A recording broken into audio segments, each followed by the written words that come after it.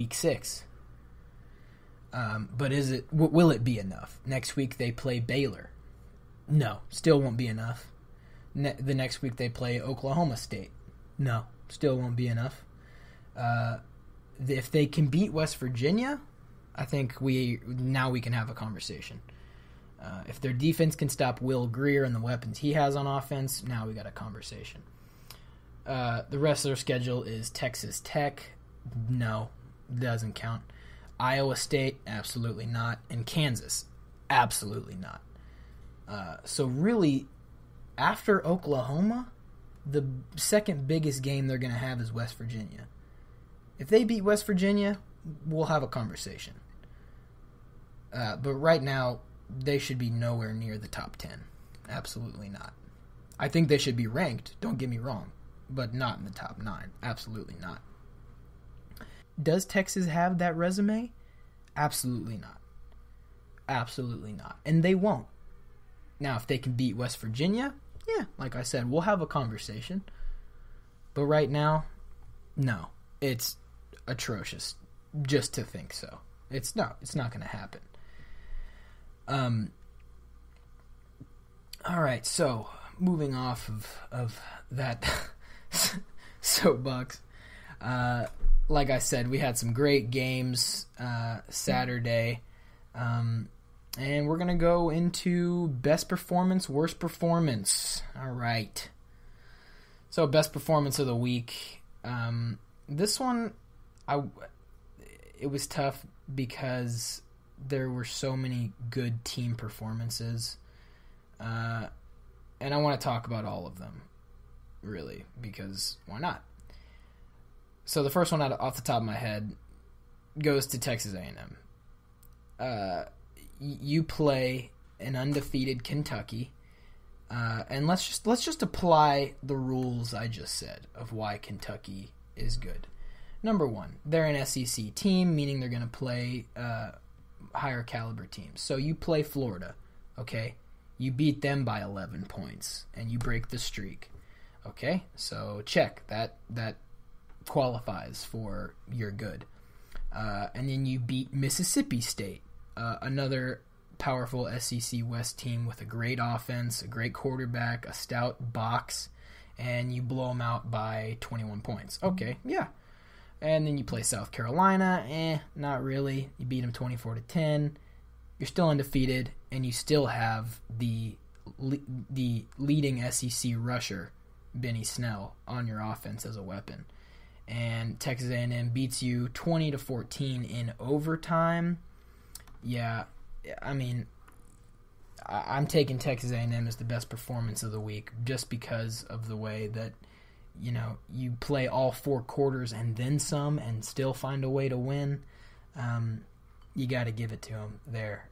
I think they get it. Now I am gonna mention some honorable mentions here. Florida. I think Florida played their heart out against LSU. Found a way to win that ball game. And these teams are both very good. I mean, LSU's still 13. They were 5. And Florida is now 14.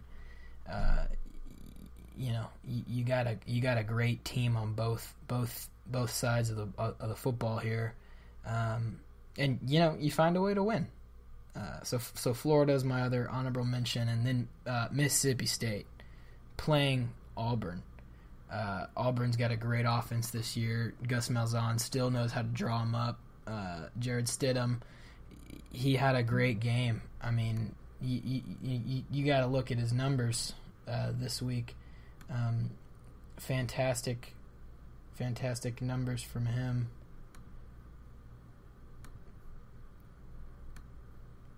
And so when you play a team with that kind of offense and you find a way to win, and not just find a way to win, but blow them out the way you did, is something special. And don't get me wrong, Mississippi State is not, you know,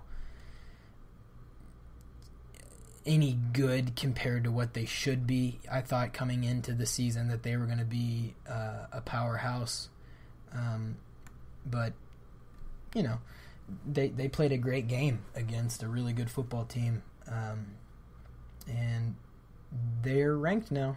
They're number 24. By the way, South Florida is number 23, and again, there's absolutely no resume there. They're undefeated, but absolutely no resume. And again, they won't really have one.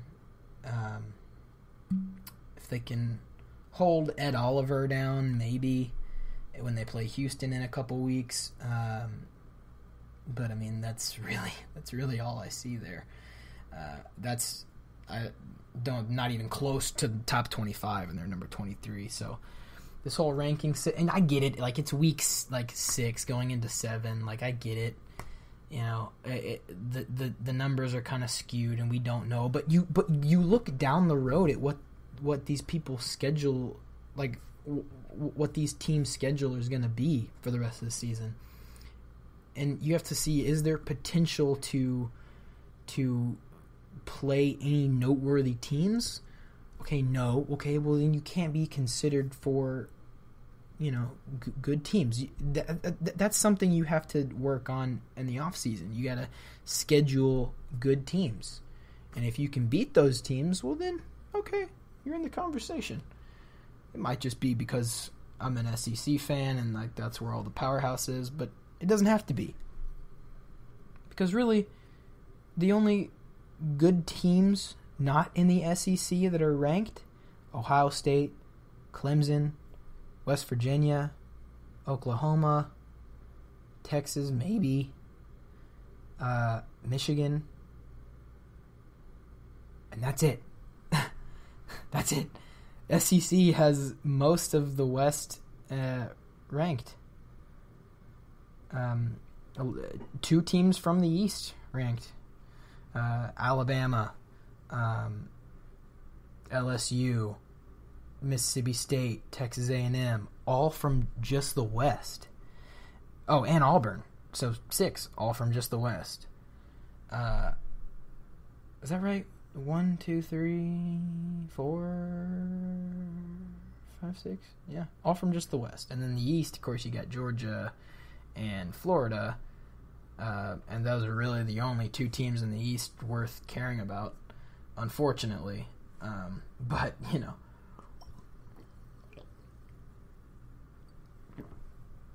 And now moving on to best performance as a player.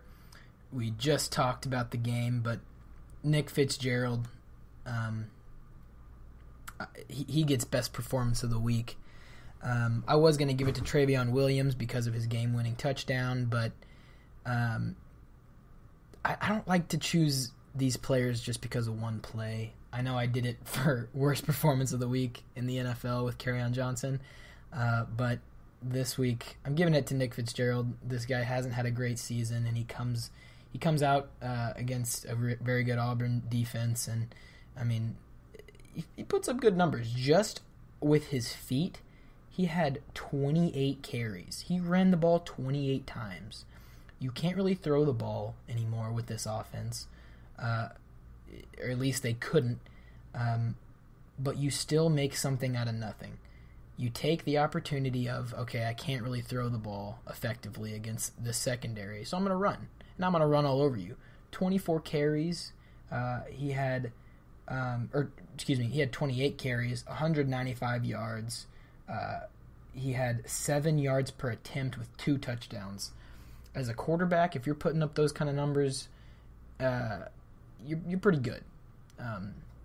Other than that, I think Sam Ehlinger takes it.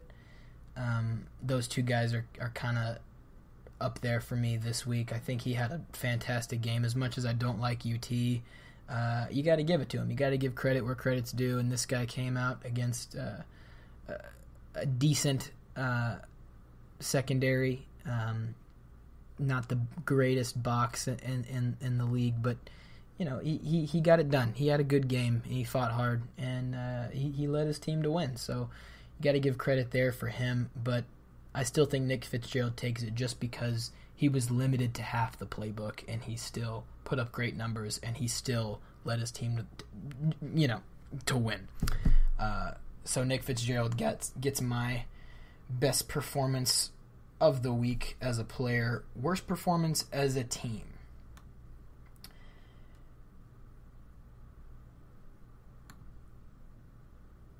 Worst performance as a team, guys. I'm gonna give it. I'm gonna do a little different this week because, it's kind of hard to pick out a worst performance because the games were generally very close.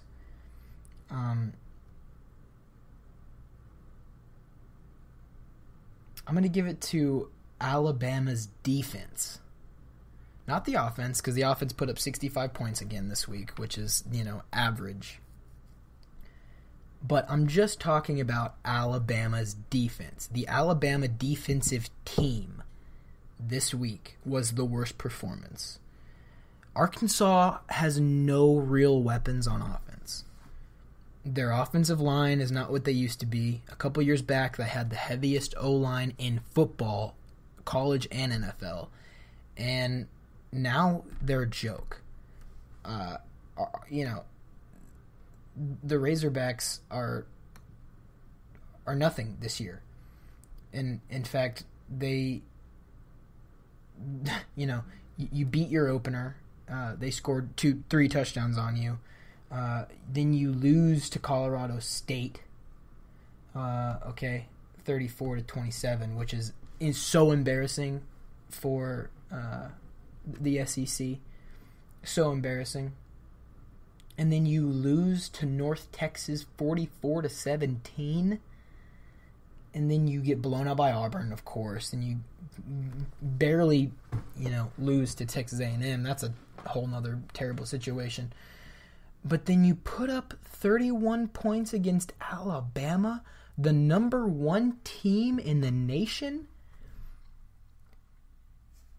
I've been talking for weeks now about how good Alabama is.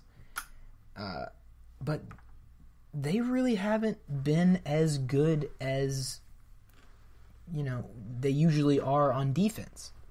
Their offense is the best I've ever seen. But the defense needs a lot of work. And this, in a press conference, Nick Saban said that he wished all the press would stop writing about how good they are and start writing about what they're bad at. This is something where the press is going to throw out articles after article about how bad the Alabama defense played this week. Put up 14 touchdowns in the fourth half. The fourth half. What am I doing? Put up 14 points in the fourth quarter, and I get it. They're going to have a lot of their secondary in. But still, 31 points is unacceptable if you're the number 1 team in the nation playing a god-awful team in the SEC West. So that's who I'm going to give that to. Worst performance as a player. We're going to skip this one because, I don't know. I feel weird about singling out a player. And also, I can't really think of one. Full disclosure. We'll cut it in post. Probably not. Moving on to NFL. Man, what a week for NFL. I'm telling you. It's fantastic. Oh, man. It's close because the thing is, a lot of teams did really good things. And a lot of teams did some pretty bad things. I think the Browns have grounds for being best performance.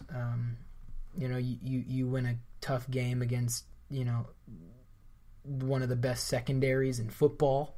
The Ravens just have a plethora of DBs that they use, and